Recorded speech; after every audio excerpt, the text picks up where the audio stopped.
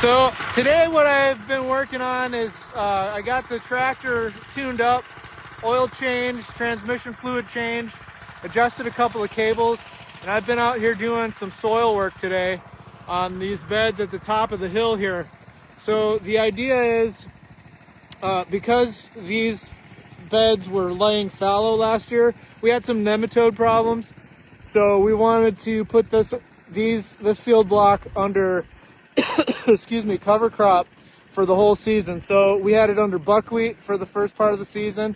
It helped our bees, our swarm, to get into a good place in the hive, and fed them all season. And then in the fall we put in, or late summer, we put in sorghum Sudan grass, and that's a nematode suppressant. So we're hoping that, you know, we'll as we bring these beds back into production this year, that nematode problem will be lessened quite substantially.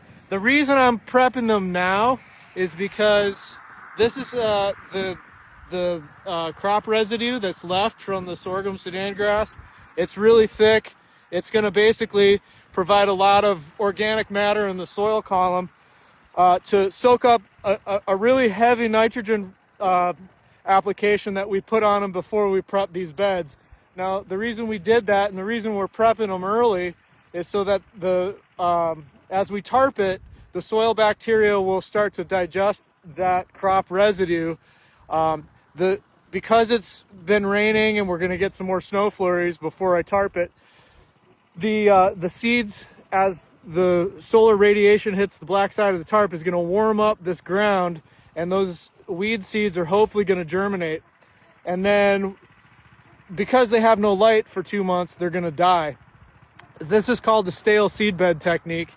We've used it occasionally in the past. Usually we're just using the tarps to digest the residues, and then we re-prep the beds as we go through the season to plant in another succession crop. But this time we're hoping that this early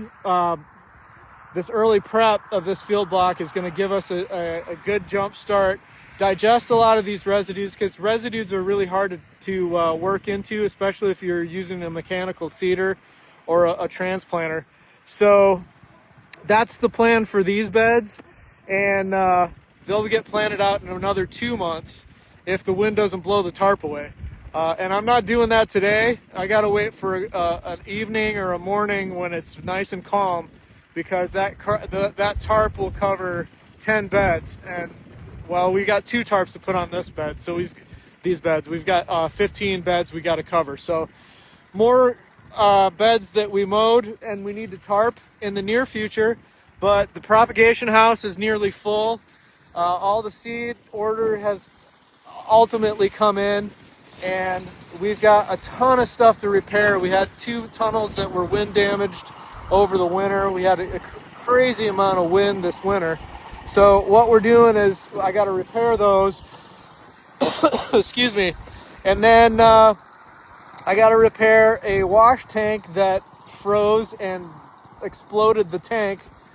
So, I mean, you know, all it takes is money and energy, right? And, you know, God knows we got a ton of that. So, yeah, I'm going to wait to put the tarps on here, because it's a real bleep to mess with a tarp in the wind. So that's what's going on here.